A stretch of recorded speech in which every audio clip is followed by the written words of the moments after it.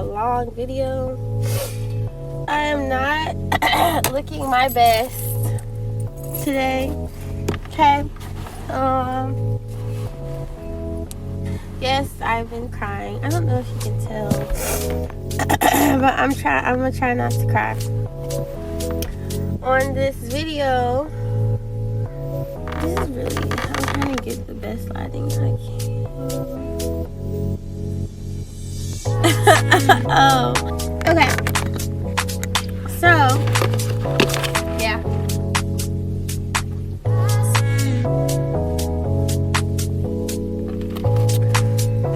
Oh, Jesus. Okay, this is not going to be a long video. I have my horchata. I was gonna film this at the house, but I feel like if I film this at the house, I don't think I would be able to film this at the house. Just because, hold on.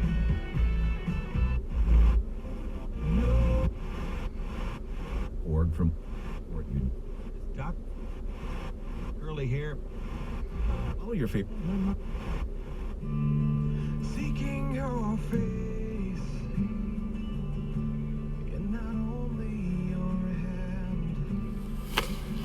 So I don't think I would be able to film this at the house because I'm like so emotional right now. So I was trying to find some soft music to play in the background.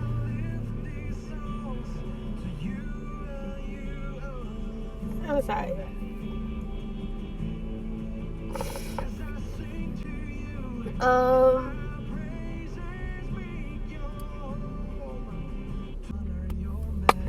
I'm just thinking about if I was the girl that died, the girl that got raped, because a similar situation happened to me. Okay, y'all are going to be so lost if y'all haven't heard the story. But basically, you just type in the name. Wait, I forgot her last name. Hold on. So just type in the name. Alexis Crawford on Twitter.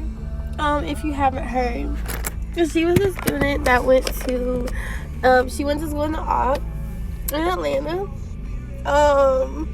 Her roommate's boyfriend sexually assaulted her, and then when she went to the police, then a day later she went missing. Everybody thought it was a sex trafficking case, but it turns out that they found out that her roommate and her boyfriend, the one that sexually assaulted her, had killed her and put her body in a park. I've been very hostile towards guys that have been trying to talk to me over these past 2 months. It happened a month and a half ago, but over this month and a half, on average, about 5 or more guys try to talk to me a week. Just different. We're on a college campus. Like, that's just the average for anybody. Just if you're single, or even if you're not single, guys will still try to talk to you. Like, people are gonna come up to you, and I've just been hostile towards people and slightly unfriendly and just kind of rude, and towards guys, or just anyone trying to get to know me or whatever, because of this situation that happened to me. And when that happened to her, that's why I'm breaking down so much now, because I haven't dealt with how I feel about that situation. I did not talk about it. I did not tell anyone, but someone who I was close to at the time knew. But we have fell out, and so I haven't been going to him about how I've been feeling. So basically,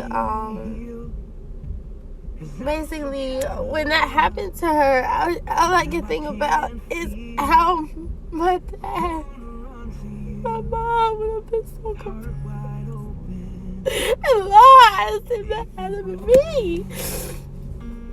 Basically, the situation that happened to me, I'm making this video short, sweet, and simple.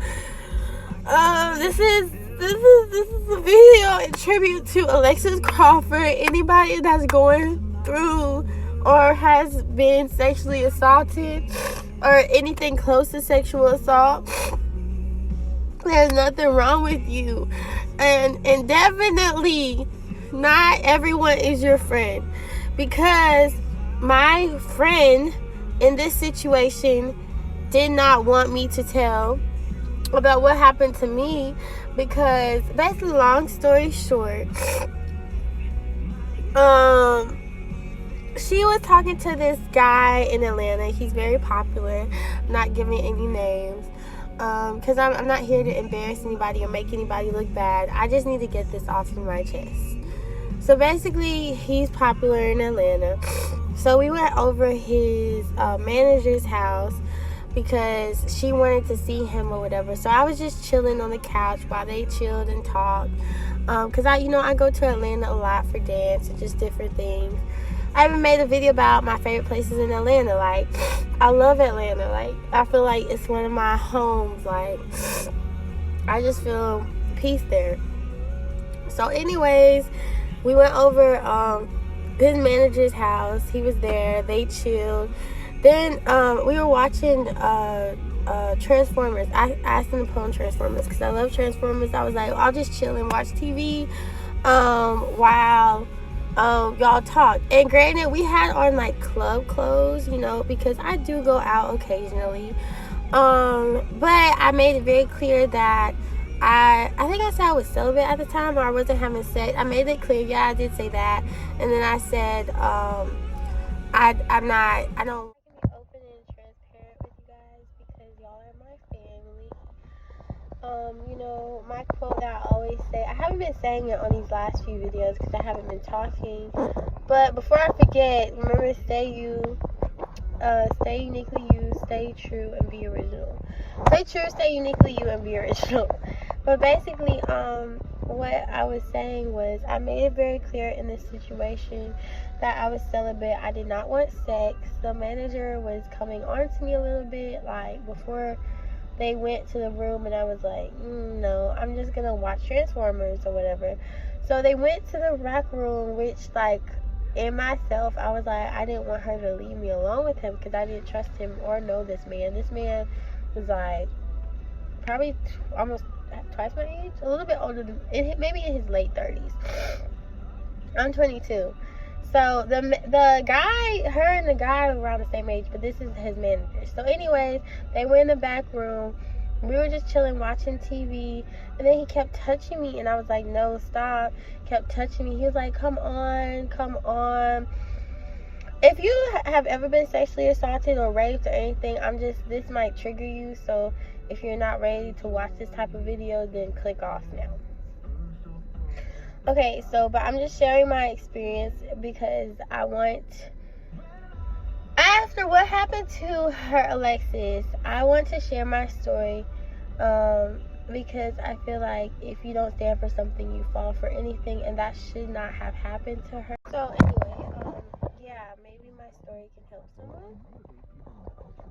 So basically, he was like, come on, come. Long story short, he kept pulling me and dragging me and saying, come on, into the back, his room, and I didn't want to go to his room. So without my permission and will, he forcibly pulled me, and this man, of course, is bigger than me.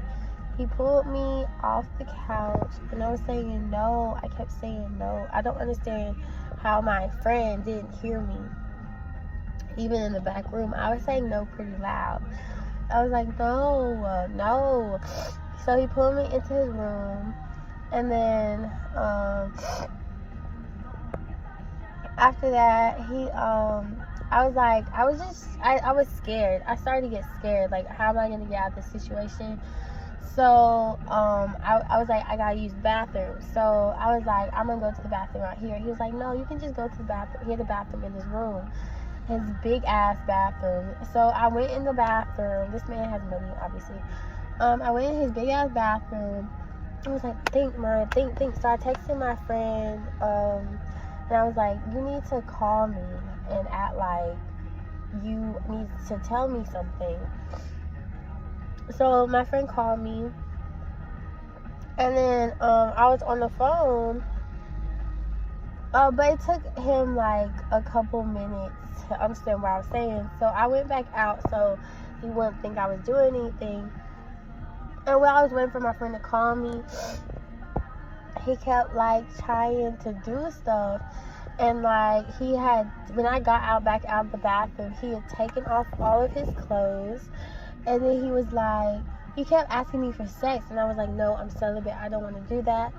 And then I said something about God. Like, I'm waiting on the right person God will send me. And then he made fun of me being a Christian, or me like trusting God, or just me believing in God or whatever. And he was like, God, like what? And then he was like, okay, well, if we can't have sex, you can at least give me head. I am not sticking my mouth in your nasty balls and dick. I don't know where your dick been.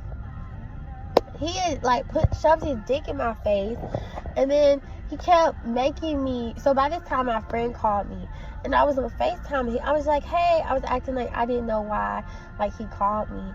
And then this is my friend Ryan from school. So anyway, so I was like,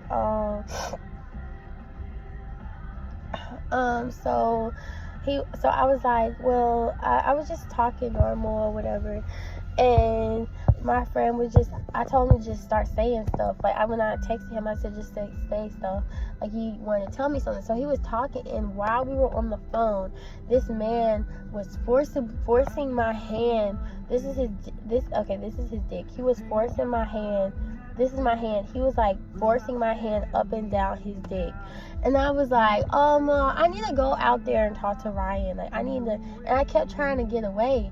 So I escaped to the living room, and then I kept talking on the phone. And he kept making me like forcibly like me touch his dick and like do that. And then I want to make it clear that I was not fully sexually assaulted, but I was almost sexually assaulted in that situation. I didn't think that I would get out of that situation. And so after that, he got mad at me that I was on the phone, and he was like, you're disrespecting me. Do you know who I am? Also, this man has a lot of money and a lot of connections. So he was trying to say if I had sex with him. So he said if I had sex with him, he would give me connections. I don't care about none of that. I'm not having sex with nobody for no connections. And so yeah, and he was, because I was talking on the phone, he said I was disrespecting him, and he was like, do you know who I am? Oh, by this time Ryan was hearing all of this. That's my friend's name. And the guy was just like kept going on and on, and he basically opened the door. He was like, he pushed me to his door. He was like, well, if you want to disrespect me and be on the phone like that, then you can leave. And then he pushed me out the door. So I went to my car, and I was like, I told Ryan I would call him back because I was shaking. I just needed time to myself. I told him I would tell him what happened later. And then I called my other friend, which I fell out with, but the one I spoke about in the beginning, about the situation. So I give it about like 15-20 minutes later. The girl and the guy she was talking to come outside. Well, I say about 15 minutes later. And then they were like, what happened? And they were trying to say that her boyfriend, I don't want to say her boyfriend because I don't know if they look each other. But the guy she was talking to took my side. He believed that his manager came up on me, and he believed all of that. But my friend, seemed to take the manager's side. So she was like, yeah, he told us another story. He said you did this, and this. He said that you were disrespecting him by telling someone to come to his house. he said that because I had someone on the phone, he thought I was telling them to pull up or whatever. So that's when he got scared and told me to leave. First of all, he did not tell me to leave. He pushed me out the door, and not once did I tell anyone to pull up. Ryan is one of my classmates. We're all the way in Atlanta. That's all the way in Montgomery. So anyway, he was just lying, and she basically took his side. And then when she got in the car, she was like, yeah, they just don't want you to, I don't know if she said this then or I think it was about 15 minutes later after we were driving. Yeah, she didn't take my side. Like 15 minutes later when we were driving off, she was like, yeah, well, they don't want any, she was having texting, so I guess she was texting her guy, her boo thing or whatever.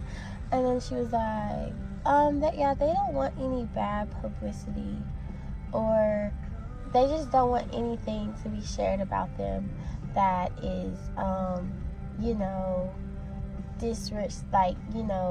she didn't say disrespectful, but basically the word she used is equivalent to that.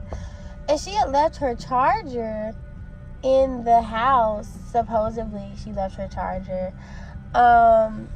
So she had got mad. Oh, I was using her charger because I had left mine at the hotel. So I left her charger because I was trying to escape. I wasn't thinking about no charger, but she had got mad at me because I left it or whatever. And she was like, oh my God, now we have to go back. So we went back. She wanted to go back, and then when we got there, they weren't even there.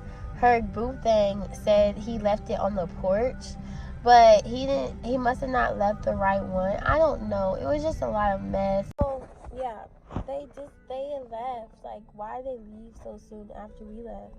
And then, so basically, she was mad about that. She was just like, yeah, they don't want any bad publicity, blah, blah, blah. And she said that her dude had an attitude. That's why he didn't leave the right charger or whatever. And she made me feel like it was my fault that he had an attitude because of that situation that happened. So she just threatened me. She was like, you can't tell, blah, blah, blah, blah, blah. Well, she didn't say they would do anything bad to me, of course. They wouldn't have said that. But she would just, threaten me, don't say anything. Just don't say anything because that's not your place or whatever. So, yeah, that's basically my story. That's basically my story of what happened to me in Atlanta. They know a lot of people. They're very substantial in Atlanta. So, I always thought, what would happen if I saw him again. I want to enter as well as I do plays. So I was just thinking, what would happen if I saw him again and I was auditioning for something or just anywhere, and then he tried to make me look bad because he is substantial, because of what happened. I always thought about that. I was just I just don't know, it's a certain term from it. I can't think of the term right now, but once somebody in the industry says something bad about your name, it's it lasts. And I don't want anyone lying on me. I don't want anyone saying this or that or whatever, but whatever they say cannot amount to what God can do and what God will do for me in my life, because no one can curse what God has blessed. And I know God will bless me so that my parents will see me be successful and my good friends will see me be successful on earth in the name of Jesus. And I will be able to help a lot of people. So, therefore, with my gifts and everything God has given me, therefore, I'm not worried about none of that anymore. I'm not worried about her threatening me. I'm not worried about whatever he has to say about me. I don't care. All I care about is mourning the loss of this innocent girl, Alexis, man, I forgot her last name. Hold on. The loss of this innocent girl, Alexis Crawford, and and just speaking my truth. Sorry about the bad lighting. I had to film this in the car because I went to Walmart for something, and driving here, I got my emotions, and I can't film this. Basically, I was saying I needed to release it for my healing. Yeah. So I need to release it for myself and to make sure I don't carry the animosity I have towards him into any relationship that comes my way, or friendship, or just anything. So I release into the atmosphere. Rest in peace, Alexis Crawford. Basically,